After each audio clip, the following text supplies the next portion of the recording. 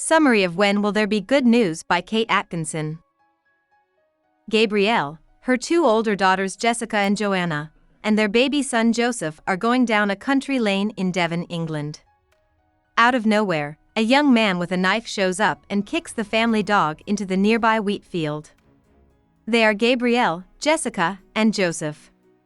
He stabs them to death. Joanna gets away and runs into the wheat field. The cops find her later that night and save her. On a December evening 30 years later, Jackson Brodie, a security consultant and private investigator, goes to a remote town in the Yorkshire Dales. Nathan, a little boy, is playing football on the town green. Jackson thinks Nathan is his son, but Julia, his ex-girlfriend, says Nathan is not his son. He waits for a chance to meet the boy by ruffling his hair, taking and keeping a strand as he does so. That night, he gets on a busy train thinking it's going to London to go home, but he finds out too late that he was actually on a train going north to Edinburgh. The train goes off track and crashes very hard on the edge of Edinburgh. While pulling a hurt train rider to safety, Jackson jumps off the train car and falls down a slope. He knows he's seriously hurt and about to die. Reggie Chase, 16, works as mother's help for Joanna Hunter in Edinburgh, Scotland. Hunter is the woman from earlier in the story whose mother and two brothers were killed when she was 6 years old. She is now an adult and works as a doctor. Reggie lives in a poor neighborhood and takes a long bus ride every day to take care of Joanna's baby son Gabriel Joseph. His mother died not long ago. She dropped out of school, but she is learning Greek and Latin classics very hard to get ready for college. Reggie loves the Hunters very much and thinks of them as her family. Detective Louise Monroe goes to see Joanna one evening in December. She tells Joanna that Andrew Decker, the killer of her family, has been let out of jail and there may be a media show. Reggie doesn't know about Dr. Hunter's terrible youth, so Joanna doesn't tell him.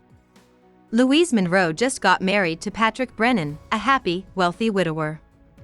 Patrick is a good husband, but Louise feels stuck in her marriage and like she's lying to be a good wife. Louise can't get enough of stories about women like Joanna Hunter who have run away from killers. She just recently found out that Neil Hunter, Joanna's husband, may be involved with drug sellers in Glasgow. Neil's businesses have been having a hard time lately. He may have also burned down one of his playgrounds to get insurance money. Reggie has dinner once a week with Ms. McDonald, who used to teach her standards but is now retired and dying of cancer. Reggie does chores for Ms. McDonald and watches her old terrier, Banjo, while Ms. McDonald goes to prayer meetings in exchange for training.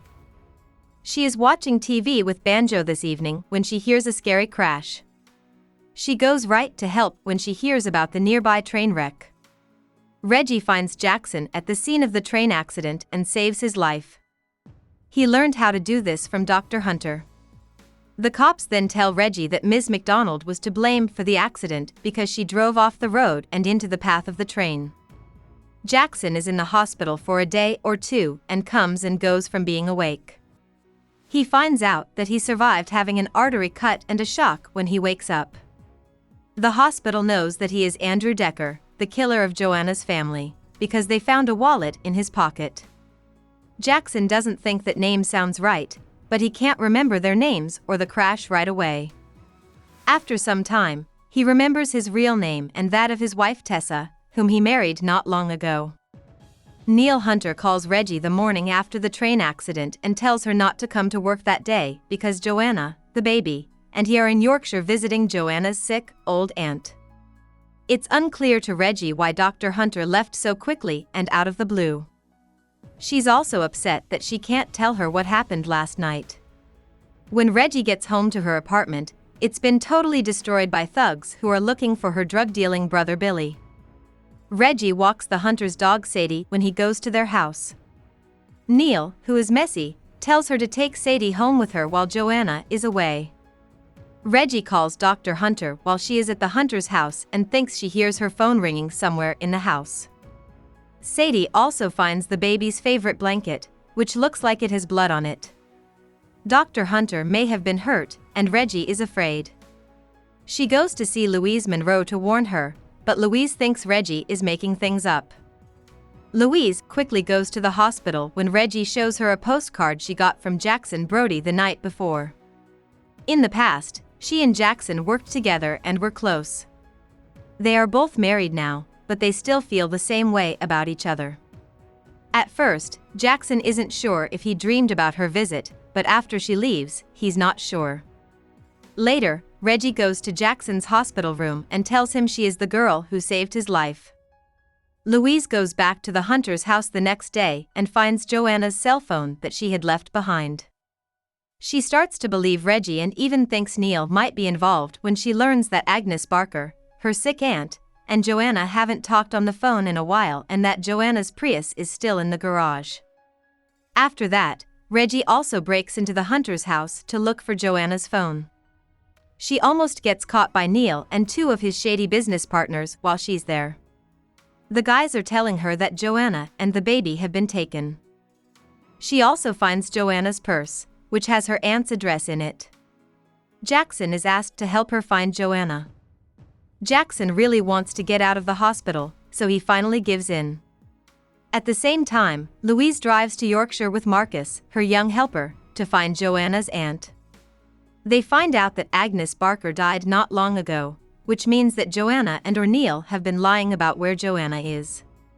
They also find out that Andrew Decker was arrested and taken to the hospital after a car crash. When they get to the hospital, they find out that Andrew is actually Jackson, who rented a car using Decker's license and then caused a small accident while high on drugs.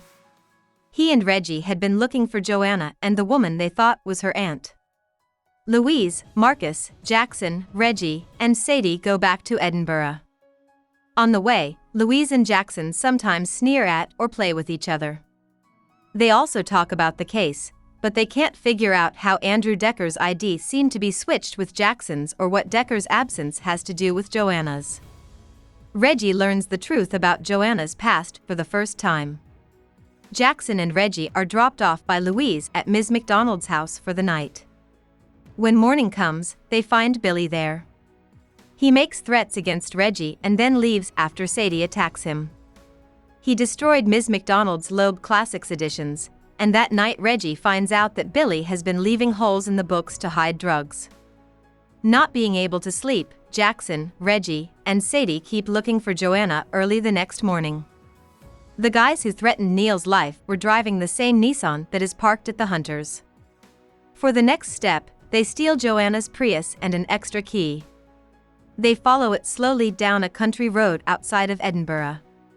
They quickly leave a house they find in the middle of nowhere after taking a quick look inside. When Jackson gets close to the house, a bloody Joanna comes out of the woods. Her and the baby were being held hostage by Neil's employees until Neil gave them control of his businesses. Joanna saw a chance and killed both guys with a knife. Jackson helps her, and then he sets the crime scene on fire. Along with Reggie, the baby, and Sadie, he drops them off near the Hunter's house. They sneak inside to take a bath and change. Louise and other police officers are there to question Neil. They are shocked when Joanna shows up and says she has amnesia and doesn't remember what happened to her in the last few days. Jackson gets back to London to find Andrew Decker dead in his flat. It looks like Decker killed himself. The mystery of how the identities were switched is never answered. Jackson also finds out that his wife Tessa lied to him, used a fake name, and cashed out all of his bank accounts. Jackson plans to start over, even though he is sad. He almost throws away the piece of Nathan's hair that he took, but he doesn't. He remembers finding Joanna the first time, which gives him the strength to keep going. It turns out that he was the young soldier who found Joanna, 6, lost in the wheat field after her family had been killed. He thinks he will keep being a crusader. Louise decides to leave Patrick after Christmas, even though she is pregnant with his child. She talks to Joanna several times, but she never makes a clear link between Joanna, Decker's death, and the bodies that were burned to death in the remote house. Reggie, on the other hand, moves in with Joanna, who is no longer seeing Neil. She has a happy family life now, and she never asks Joanna what happened the night she ran away. About the author. Kate Atkinson was born in York, England. She went to Dundee University and got her degree in English literature in 1974. In the 1980s and 1990s, she wrote a number of short stories that won awards. In 1995, her first book, Behind the Scenes at the Museum, came out. The book beat out well-known authors like Salman Rushdie to win the Whitbread Book of the Year award, and it was also turned into a radio show and a play. Atkinson has written plays for the Traverse Theatre in Edinburgh. She may be best known for writing the Jackson Brodie mystery books. In 2011, the BBC's Case Histories turned the first 4 Jackson Brodie books into TV shows. In 2011, Atkinson was given the Member of the Order of the British Empire, MBE, for her work in literature. Hope we summarized it fully and you liked it. Please hit the like button and subscribe to our channel so that we are motivated to create more videos.